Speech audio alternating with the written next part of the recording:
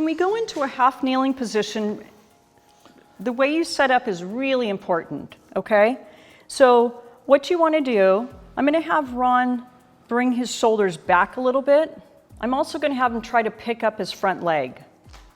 And notice when he picked up his front leg, it made him shift his hips back, made him bring his weight back more onto the kneeling leg. Really important. Always pick up the front leg and make sure that the weight is on the back leg. Other thing, make sure you've got a nice 90-degree angle like Ron has here. That looks really good. Knee is right over the ankle, okay? And then the other thing is to make sure that you're not leaning forward. I'm just gonna lean Ron forward a little bit. You don't wanna be hanging out over the hip flexors on the back leg, because then you're not using your muscles, you're just hanging out on a tendon, and that's not doing you any good, okay? We're gonna do what's known as a Pallof press. Go ahead and bring that foot forward just a little bit. Good. Up tall, activate the core. I'm going to grab Ron an exercise band. You can attach an exercise band to your doorknob.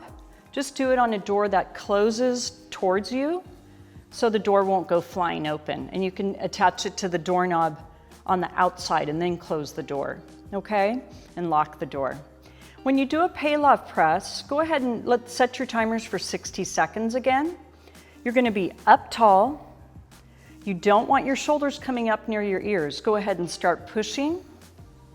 A Pallof press works all the muscles around the core because the band is trying to pull you sideways, and you're having to use all those muscles to pull you upright, okay?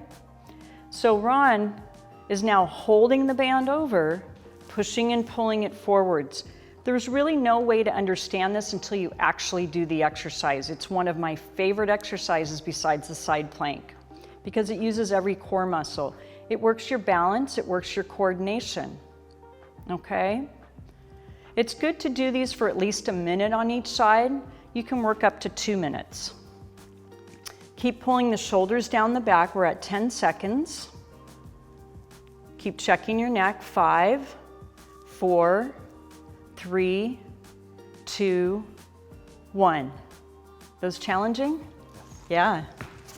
Okay, we're going to change. He's going to put the opposite leg out. So you're going to want this leg forward. Yeah. Good.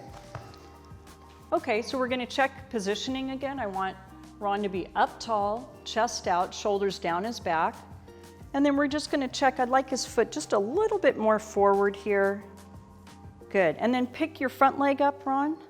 Make sure all the weight's on the back leg. You could even bring that back a little more. I'm picky, but I just like it to be right, so you're using your muscles. Go ahead and do your push-pulls, shoulder blades down your back the whole time. You can do tons of exercises in this position. You can do lifts, chops, okay? Tons of exercises. They all work your core, but they also work your single leg balance. You want to be working your single leg balance in your hips. We're at 20 seconds here. You don't want to be working single leg balance just standing and balancing on one leg, because then you start working the fine muscles in the ankles and the knees. You should be working the muscles in your hips, okay? That's where you learn to balance. That's the key to single leg balance that most people don't realize, all right?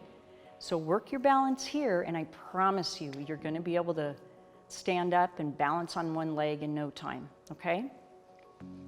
10 seconds. We do this with NFL players, with football players. It's unbelievable. 5 seconds, 4 seconds, 3 seconds, 2 seconds, 1, and you're done. Ron, are you sweating? Yes. Yeah. All right.